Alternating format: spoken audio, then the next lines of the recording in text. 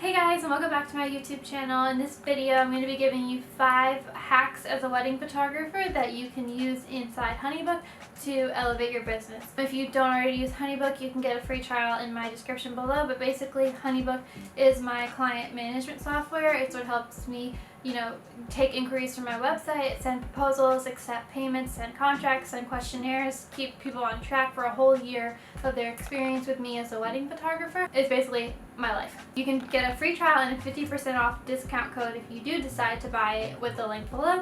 But I'm basically going to go over 5 things and ways to use Honeybook that really revolutionize my workflow and cut down a lot of time that I spent talking and interacting with clients. So the first thing that I want to go over in my notebook and laptop here is so if you're already in Honeybook and you want to open it up, you have different projects, right?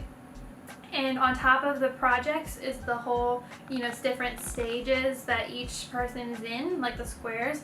So you have the option to customize those and also add stages. So what I did was I added these 4 or 5 stages. So this really helps me to put different wedding clients in their places. So one of the stages I added was engagements in workflow. So once a client books, I think it's important for me to first mention that I have a workflow for all my wedding clients that's like a million steps, and it takes you through a whole year with me on what I send to them when. If they haven't had their engagement photos yet, they go into what's called engagements in workflow in the box.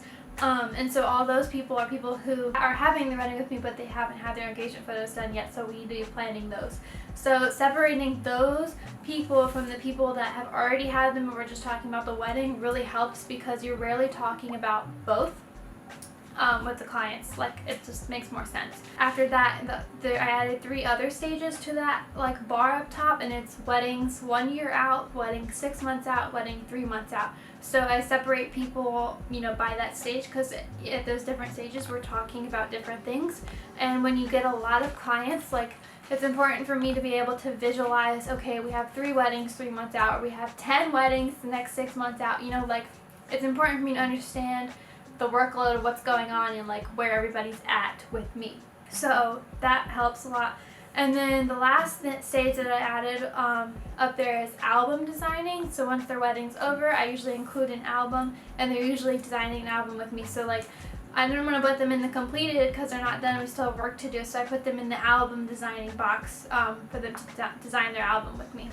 Okay, so the next thing I do is if you click on Tools and you go to Batch Emails, there's this function where you can create a new batch of all your wedding clients. What I like to do is I create a batch of all my past wedding clients, or ones who haven't added a wedding album yet, and I send batch emails about wedding album and print sales.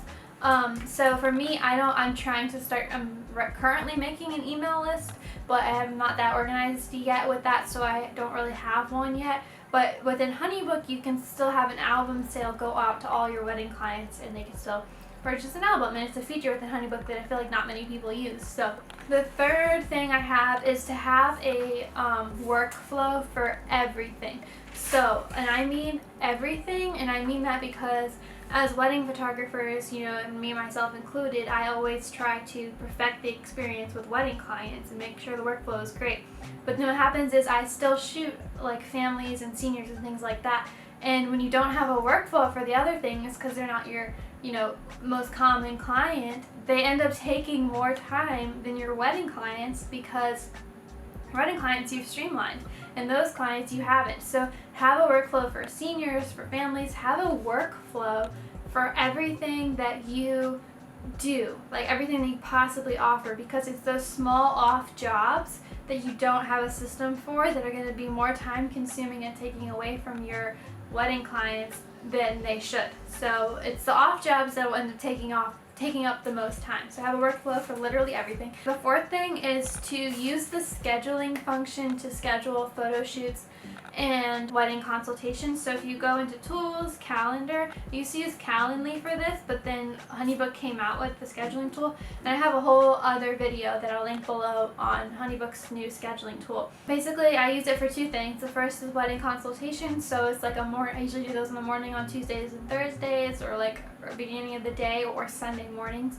to schedule client consultations, and I like put a bunch of blocks there. And then for photo shoots, which are usually engagement shoots, I predetermined the best time based on the sunset, and I set them all up. And I also shoot those on weekdays because I usually have weddings on weekends. So you can set both those up, and that is a game changer if you aren't already using a scheduling tool, because you no longer have to go back and forth with your client about when it's going to work. They just pick what time works off your calendar, and you know, they don't have to discuss it, because if you have like 20 weddings or something, that's like 20 discussions, and it takes forever. Predetermine them based on the sunset, and then also I limit it like 2 months out. So if people aren't ready to schedule their engagement within 2 months, then they just can't schedule it, because I don't know if I'm going to be traveling, or you know, that's like the beauty of my job, is I might go somewhere or something. So I only schedule things 2 months out on the calendar, besides weddings obviously. If it's June, I say, okay, I'm scheduling engagements for July and August.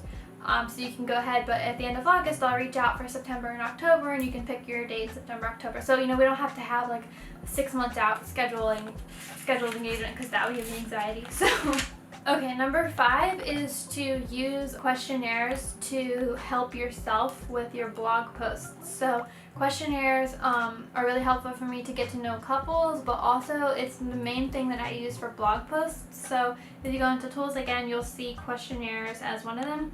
So I usually send wedding couples 3 total. So the first one is a new client form, where I get their names, their addresses, their Starbucks orders for fun.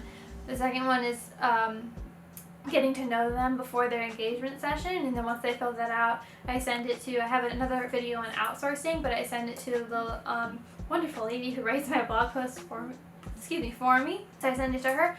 And then the third one is a wedding day questionnaire. So it's like, who are your bridesmaids, what are their phone numbers, like who are your groomsmen, all the logistics of the actual wedding day. So if you go into tools, templates, and then on the side they have a questionnaire, so you can make them, and I have all of these automatically sending out in my workflow that I use, but you can just send them manually if you don't have a workflow set up yet.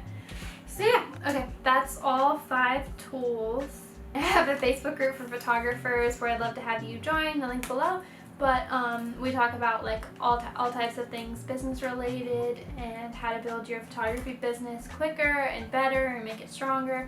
And also I just support you in the group all the time if you have any questions about anything. People post questions a lot. But either way, make sure you like, comment, and subscribe, and I'll see you in next week's video. Bye!